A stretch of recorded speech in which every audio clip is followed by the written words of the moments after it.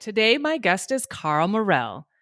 Carl began working at the U.S. UN office as an assistant in 1991 and became the principal UN representative in 2008. He works with non governmental organizations on a number of issues, including the advancement of women, sustainable development, human rights, interfaith, and civil society participation. Previously, Carl worked in the private sector in computer software development and securities investments. His undergraduate studies were in psychology and philosophy. Carl, my longtime friend. I know. It's good to be here. Thank you. Thanks. Thank you for joining me. I Appreciate did it. think of you because this topic of shame is, to me, it's such a universal experience. Yeah. And because of your work globally and interacting with so many different people and organizations, I don't know, I thought we could talk about maybe what you've observed in your work or especially in the work of helping people and communities and countries and nations evolve, rise above challenges, work through barriers. I just thought we might explore what you've witnessed about shame or anything related to that topic. So tell me when you've worked with organizations around the world, and you are looking at these various areas of life, what are people trying to work through? Like, what are the obstacles in their way on a kind of maybe collective level? I think the obstacle is trying to figure out how to include others in your thinking about well-being. So, everyone can think about their own situation, how I feel, how my family feels, how my dog is doing. Am I hungry? Do I have enough money? But so many of our solutions to those things I just said needs a bigger group to help those things be sustainable, right? So, if your family somehow is doing better, but your neighbors aren't, then you won't have as much success as if they were thriving and doing better alongside you. And so you're not just yourself, you're a neighbor, you're a coworker, you're a community member, you may belong to a religious community. There are so many more things that you are a part of. And so, for instance, in the UN sphere, you're also a global citizen. And so we have the COP26 meeting now. And what people are trying to say is, okay, you need to improve your economy, and the best way for you to do it is to use coal and to pollute water and so on and so forth. But that just doesn't affect your country. Right. It affects others, and it affects the earth, and we all live in the earth. It's our common homeland. So how do we begin to think about things in a larger framework? And that is the challenge. Right. So you're meeting with heads of organizations or leadership in different parts of the world. Do you get the sense that those leaders feel equipped to kind of bring that framework or those principles that you were talking about, bring those to kind of the everyday person who is just trying to feed themselves? I'm just wondering how those dots get connected. Is it hard to help empower the grassroots, or is it not that hard? Is it just a matter of finding out ways, like genuine, ways to effectively connect with people? Yeah, I think what it needs is a reconception of what it means to be human, what it means to be a community member. So I was thinking, because I've been watching this COP pretty closely, even though I haven't gone. I've been to other Earth summits. I was at the one in South Africa, and I was at the one in Brazil. So you have, let's say, the governments show up, right? And the way that it's told is that they're going to have a conversation about the environment. But do those leaders just come thinking about the environment? No, they have other thoughts. They're thinking about their term in office. They're thinking about their political parties. They're thinking about so many other things that are distractions from making hard decisions in the public. It's the toughest thing for governments to do, is to make hard decisions in public. So I've been thinking about maybe another way that the process could be designed to get the best output. But having governments make promises in public is very tough, because they're going to be held accountable, and that's not the business that they're most happy being in. That's interesting. Yeah, that is, because I do think about this when I think about the grassroots and just, walking around my community. It's like, well, sure, there are laws and there are Right. policies and there are initiatives that are happening on a larger scale. But Mm-hmm. I do walk around, when I'm at the store or just wherever in my community thinking, well, what is it people need Right. Right. to really feel like they belong and that they feel connected, and they're not, to your point, Right.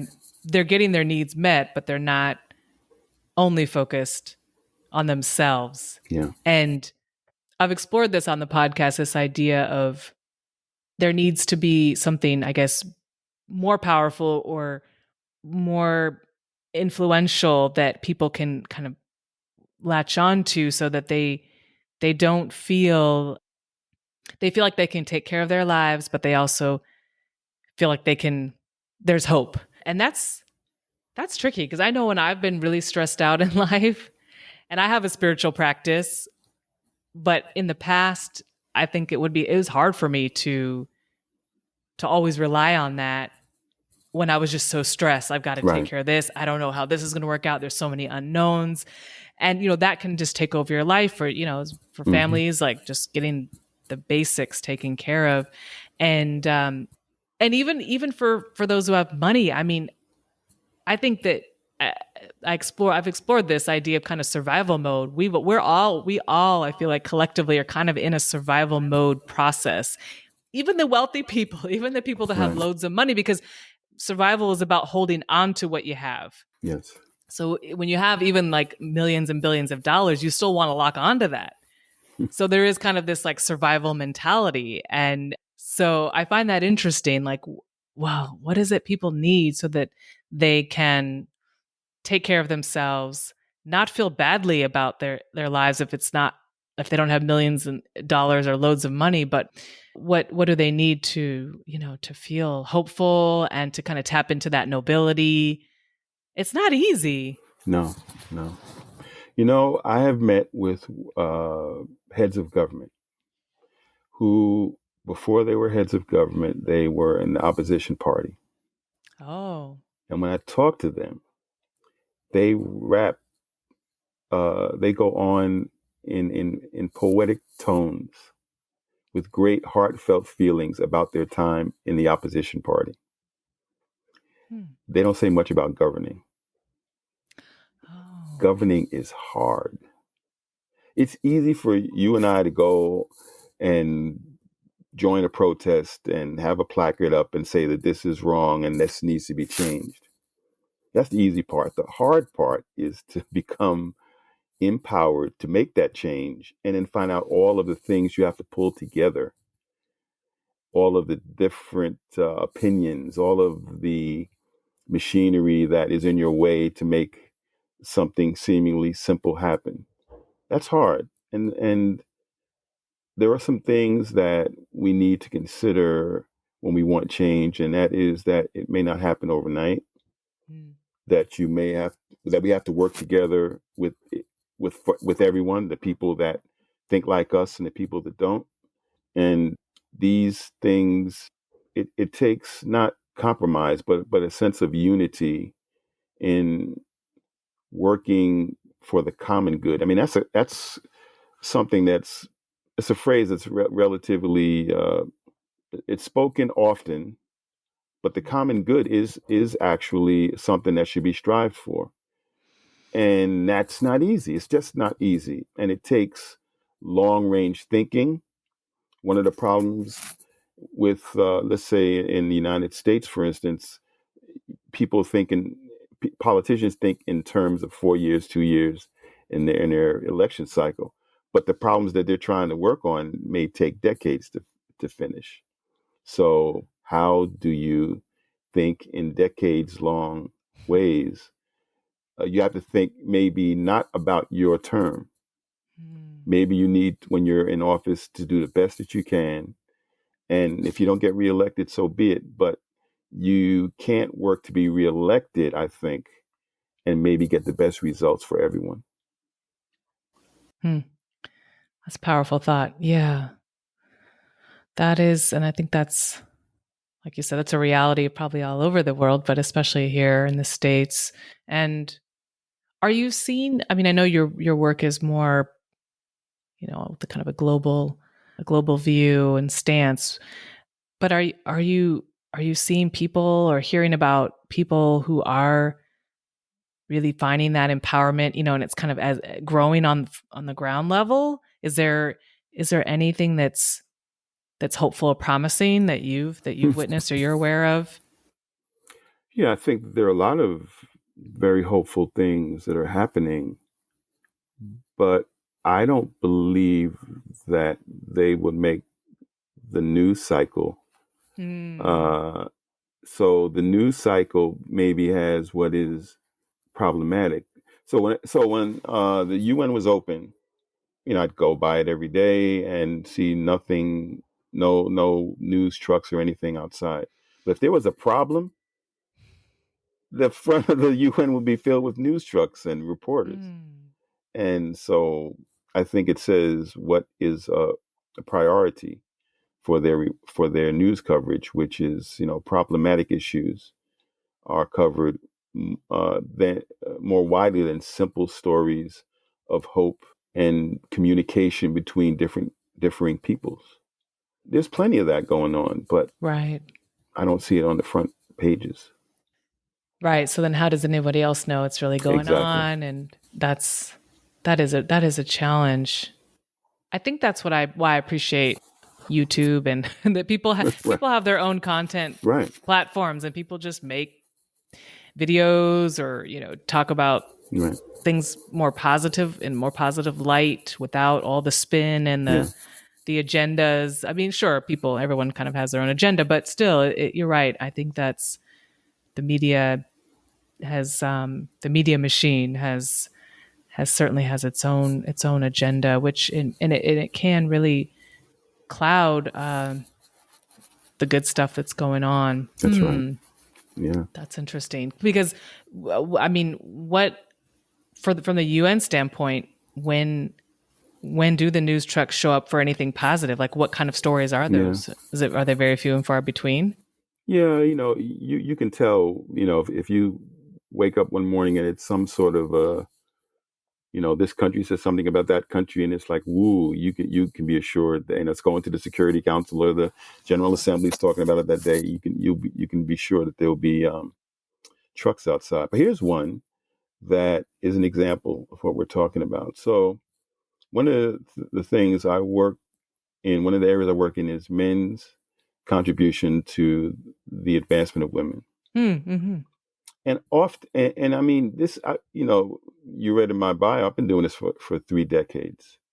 And to this day, I just had a long conversation with a woman who's, sort of just beginning to work in this field as a focus. And she said to me, what I've been hearing for 3 decades: where are the men? There are Hmm. plenty of men who are working in a humble way towards the advancement of women. They're not patting themselves on the back. They are just contributors. And it's, as long as the news and the promotion of this issue is seen as a women's issue that only women are contributing to, then it's problematic, but it's also not accurate, Right. and it's going to be a challenge for certain spaces where women are doing such great work to allow men to accompany them. to have, to give men permission to accompany them. And there are spaces like that, but then I've been in spaces where, let's say, men's contributions is not as welcome as you would think, because that's been shared with me. I'm not. Is it because the perception that women have about where men are at in the process or in the struggle? Well, I think they're for a lot of women, they have a wealth of data that's personal, that men are the Mm, problem, not the solution. So for a lot of women, it's not theoretical. It's personal, and so I you see. can't demean their experience or Right. overlook it. But there are plenty of men who I've worked with who are just willing and able to help in an appropriate way. I'd love to hear a little bit more about that. Are there any like general examples Well, you can sure. share? I'm on the board of, I guess, called advisors of a Call to Men, which is they first I met them at a UN Commission on the Status of Women. They had me, and they were different than anyone I'd ever heard, because I used to uh, focus specifically on violence against women and that issue. And they started off their presentation by saying, we don't use that term. Okay, well, I'm listening, right? And they said, well, we call it as men's violence against women, because 99% of violence against women is caused by men. And I was thinking, like, wow, Hmm. it was just a shift in thinking that it's about men needing to change and acknowledge what their issue is. So I've been working with them over these years, and they're just one example of a Hmm. group that is working to get to what the phrase they use is healthy masculinity. So they're trying to move men towards that, and they work with the sports leagues and athletes, and they have education programs for schools, and they're doing quite a lot. And that's just one example. That's exciting. Yeah, Why don't we know about I don't that? know. Now we do. Right. Um, yeah, that topic is so heavy and not just heavy in a negative way, but it's like whew, because we're all kind of Yeah. shouldering it. We're all part of the process in some way, shape, or form. So there's so much Yeah. to think about, to Yeah. consider. Yeah. There are certain issues that we talk about that for people they're not theoretical. So for some people, when you talk about race, it is not something that they've heard about. It's something that they've experienced. So Mm, their reaction to it is maybe something that they have to monitor if they're going to be able to go forward. And if and but for things like poverty, for certain people, if you wake up not knowing how you would get through the day because of extreme poverty, like what will you eat, where will you sleep, these kinds of things, that's in another level. But then there are quite a few people in this earth of plenty that have nothing. So mm, these are the challenges that we have, because for someone like me, all of these issues are somewhat theoretical, with the exception of race. But we have to take into account that, I mean, as I said, I've worked with women closely, and I remember.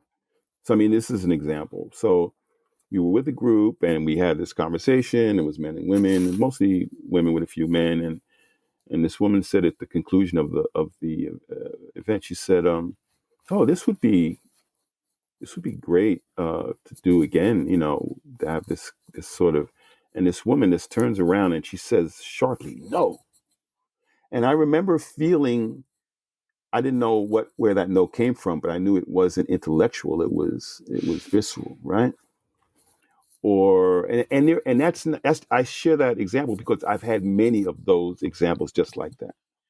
So how will we heal when we have these personal experiences which we have to overcome in order to move forward? It's not an easy question to answer for the individuals who have that experience and for the groups that are trying to embrace them and to move forward. but what you're saying is so important. You keep using the word theoretical.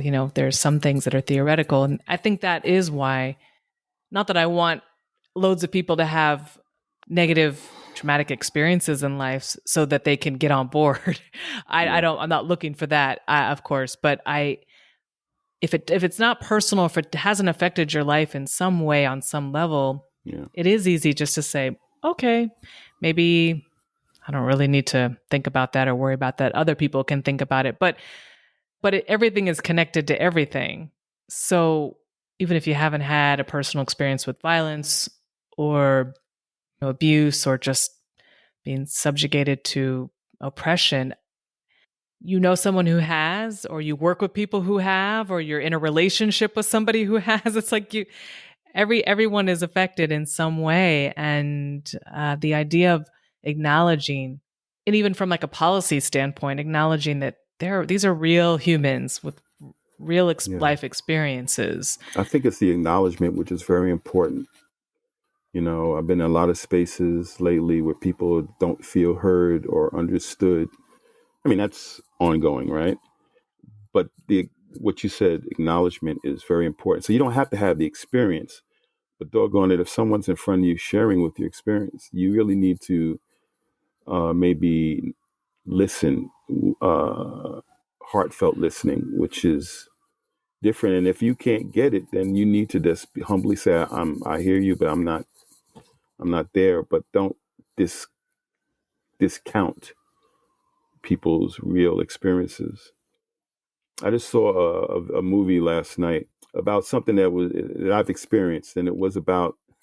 It's called "A Decade of Fire." Can you imagine what a? Oh. And it was about the Bronx. I'm from the Bronx. I'm sitting in the Bronx right now, Mm. and go see the movie. But there was like a decade where they lost like 80% of housing stock due to fires that were started for the most part by people looking for insurance money. But Oh. the people and the person who made the movie like lived in it. Mm. See, I was in the Bronx, but I wasn't living in one of those neighborhoods. Right. But I understand her experience, but my goodness. And so that was one of the things about the movie. Like, she was interviewing people who stuck it out, and she was saying, Wow. how did you find it in you to stay? And Hmm. then the people explain what was inside them that caused them to see the destruction and then the rebuilding. We do have it in us to rebuild, to heal, there's a lot of talk in a lot of spaces. You and I were talking about this before we began, about healing and healing spaces. And Hmm. they're very important spaces, but we have to create them. That's right. Because I really don't know how. I mean, that is part of evolution on all different kinds of levels: Yeah, physical, spiritual, social. Part of that process is, yeah, healing, so that otherwise you don't move forward. I think that people are. I've been a part of a number of healing spaces that just sort of organically pop up based right, on need. right, Because honestly, Carl, you really can't wait for anybody, any elected official, any community, whoever, even leaders. I mean, even good, well-meaning leaders, you can't wait for people in authority to create what you need, to create the space, create, opportunities for healing. And I'm not saying that because I think all people have negative intentions. That's not it. But everybody has things they're trying to accomplish. And like you said, sometimes if you're a part of the political system, you've got that you're focusing on, reelection or whatever. Even if you're not a part of that system, there's just a lot of demands and only so much time and energy. I do hear you though. I think that people on the grassroots, on the ground level, do have to find their own ways. It doesn't have to be anything formal. You don't have to you don't have to create an organization. You don't have to yeah, just get what you need. Get the tools, get the help, get the resources you need to heal. And that's where I started this podcast a year ago, when looking at shame. And I was talking to a friend who has a degree in psychology as well, and has worked with a lot of people. And it's really hard to find support, but in whatever way, shape, or form you can find it, I just want to encourage people to do that. It doesn't have to be spending loads of money, to see a therapist. If you can afford that, great. Or if you can get access in other ways, great. But definitely the healing part is critical, Hmm. and everybody wins when everybody heals. Yeah, yeah, Everybody wins, but it is about that support. yeah. But I think for me personally, I've just been exploring this idea of like, don't make it complicated.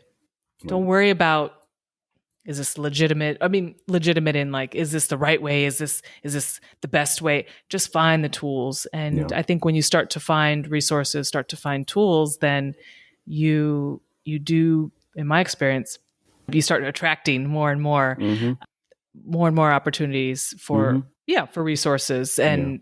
and support. But kind of taking it from where you started, this high level international stage of exploring universal topics that affect nearly everybody on the planet, that those dots, or that connection from that level of policy making and governance down to the everyday person who's just walking around trying to live life to the best of their ability. I don't know how those dots get connected. I think maybe our species will evolve so that we can connect all those dots beautifully. Yeah. We're just not there. We're not anywhere close to being, in my Yeah. opinion, there. So I think people just can't wait anymore. Yeah. Um, In hmm, this movie, I was telling you about. You just shared in your analysis what happened in the movie. So you have all these buildings burnt down, 80% of the stock's gone, and then pretty much everything that could be burnt was burnt. wow. And the people who were left, you know what they said? This is you said the solution. They said, "Doggone it, let let's go get some wood and put it on the floors and get some windows." They weren't Hmm, carpenters or builders or anything, and few people started. They yeah. didn't have an organization. And then a couple of other people saw them and they said, "What are you doing?" They said, "We're going to fix that building." And then they said, "I want to help."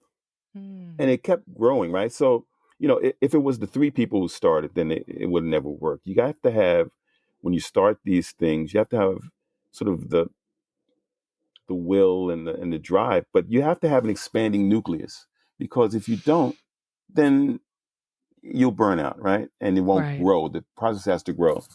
To make a long story short, by they started to have more resourced people who came to help. They started to who created foundations specifically to help rebuild the Bronx. And at the end of all of this, these people coming together and this expanding nucleus, it got so large that the city of New York stepped in and created a legal mechanism for the people to own their own these buildings that they had Wow. rebuilt. That's one example of people power, and there are many examples of that.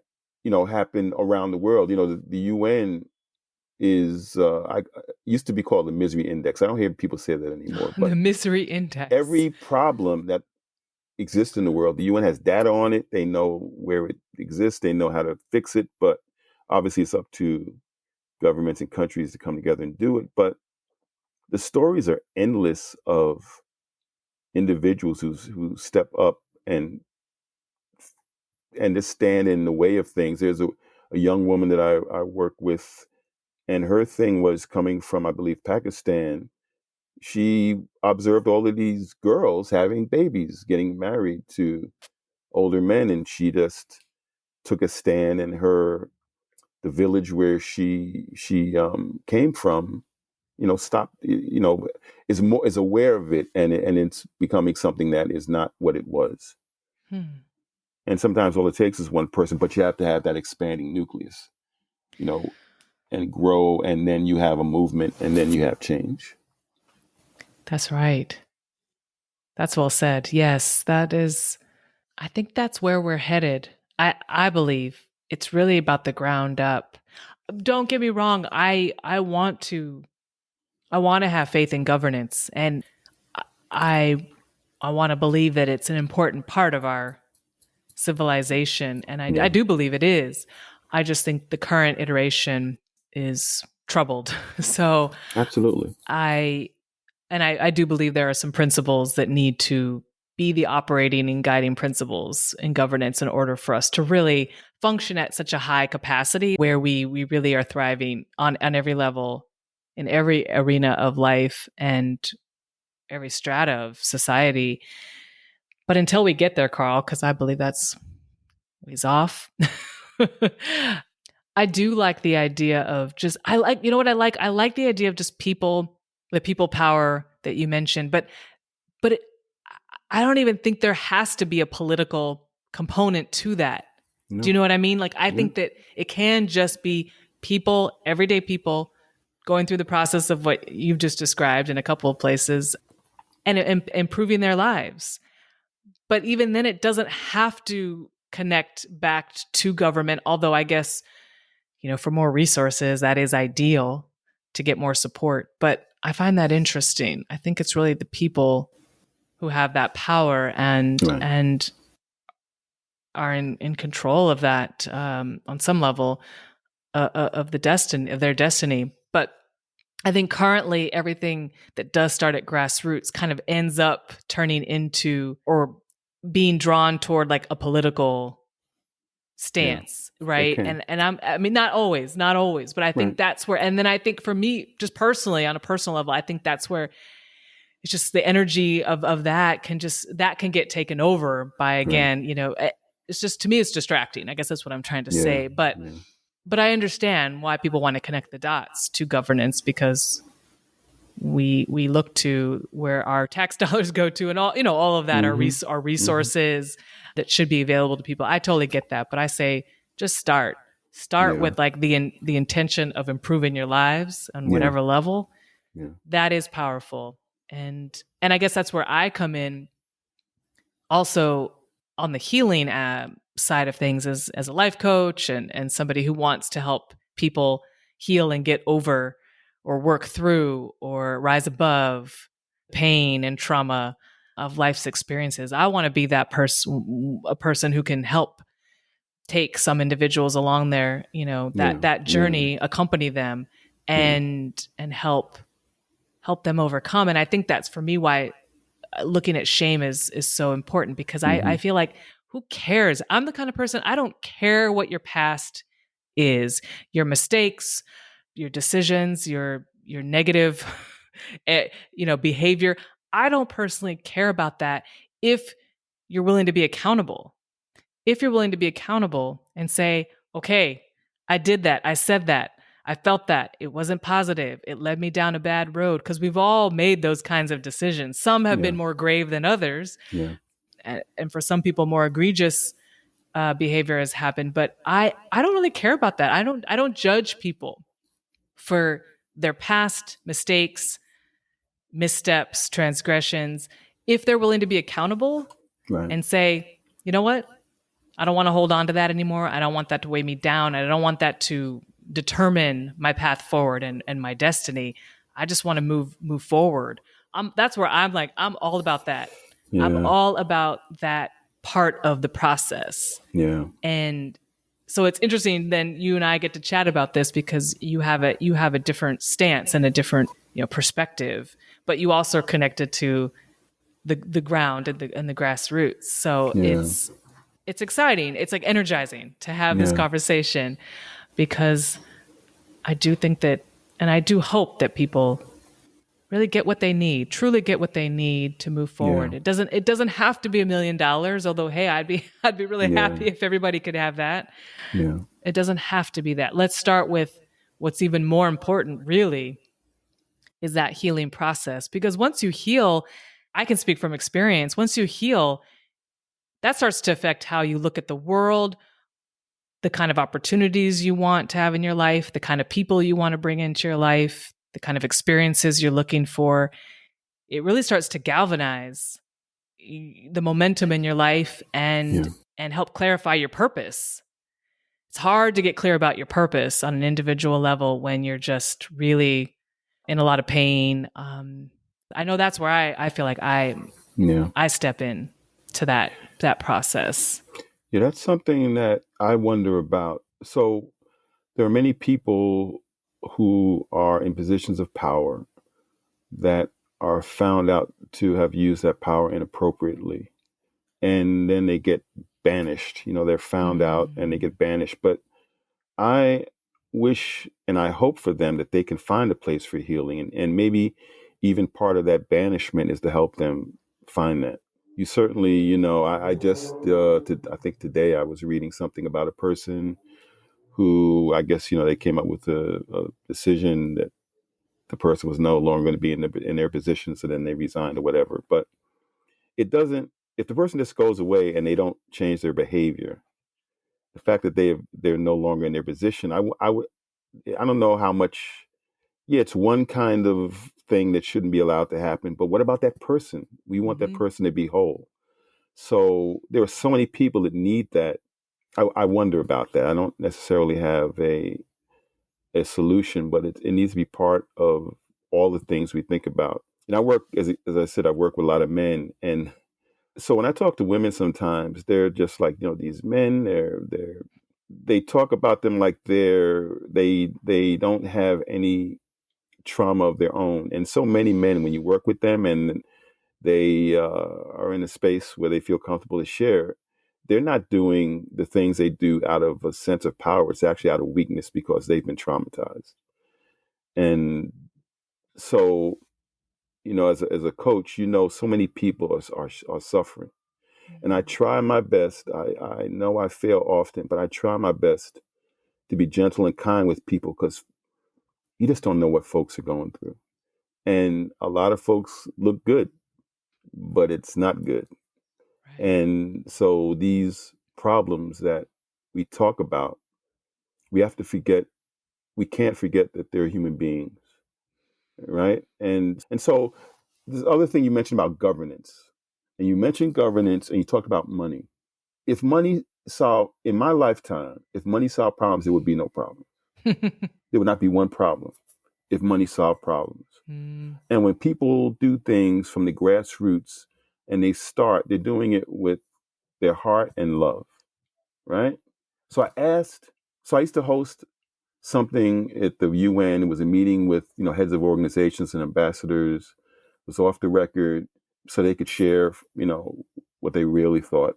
I asked one gentleman, I said, if love is this transformative power that people talk about, but it's never talked about in the political realm, then aren't you missing something? And he said his response was, well, how would you legislate that? You can't bring that in. But that's the thing that transforms people.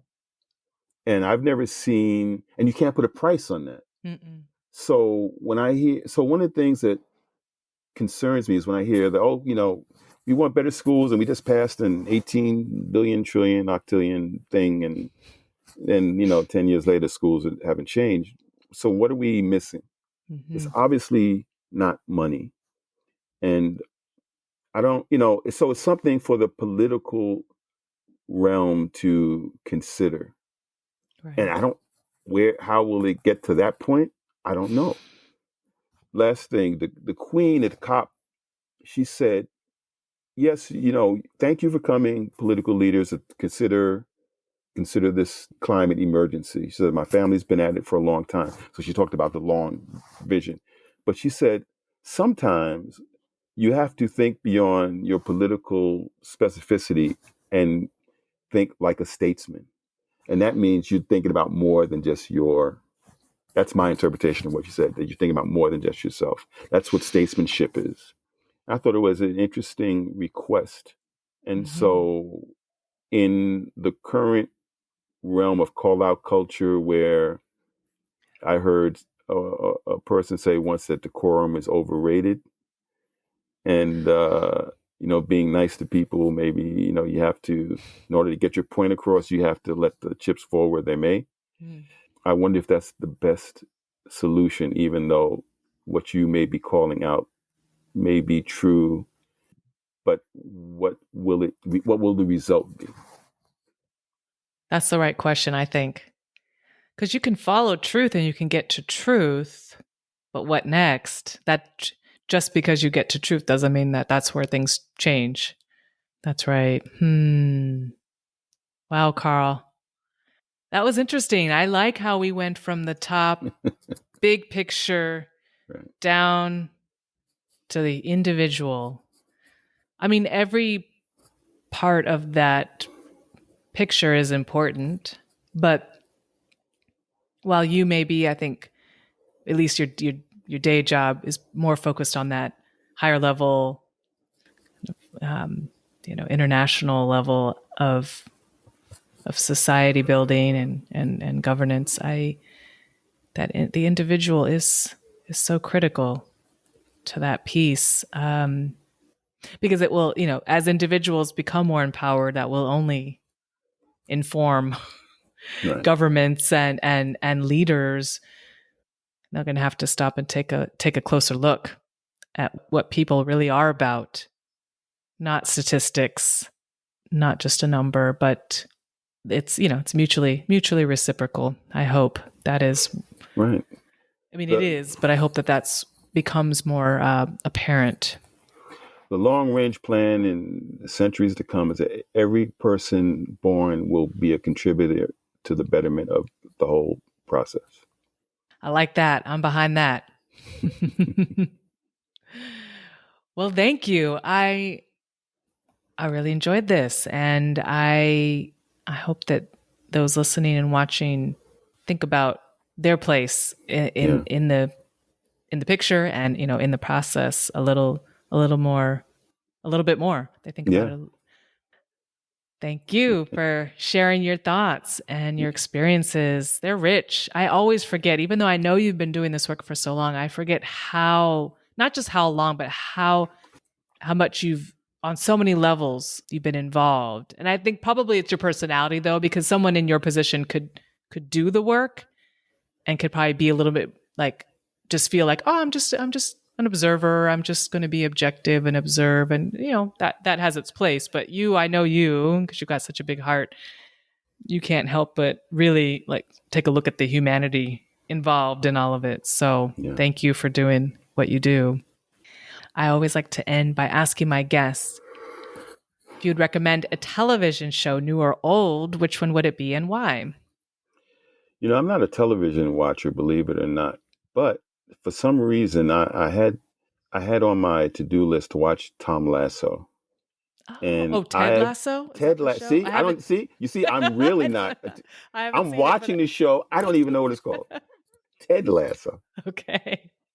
Yeah. So that's what I've been watching. I'm on season 2, and I think it talks about what we've been talking about today: the human condition, how we work together, how we get over the things that we have to get over that blocks us from being the best we can be. It's all of these things that we've been talking about today are part of the show, and it's a comedy, so it attempts to get you through it all in a lighthearted manner. I've been hearing a lot about it. I know about it. I have not watched it. So I'll put it on my list, because everybody who talks about it, I have no clue what it's about. They talk about the general idea and the themes, but I have no idea what it's about and the storyline. So but everybody talks about it like it's really like it's thought provoking, or it's really just getting them to think about some aspect of their lives. So cool. Well, thank you, Carl. I really appreciate you taking time. You're welcome.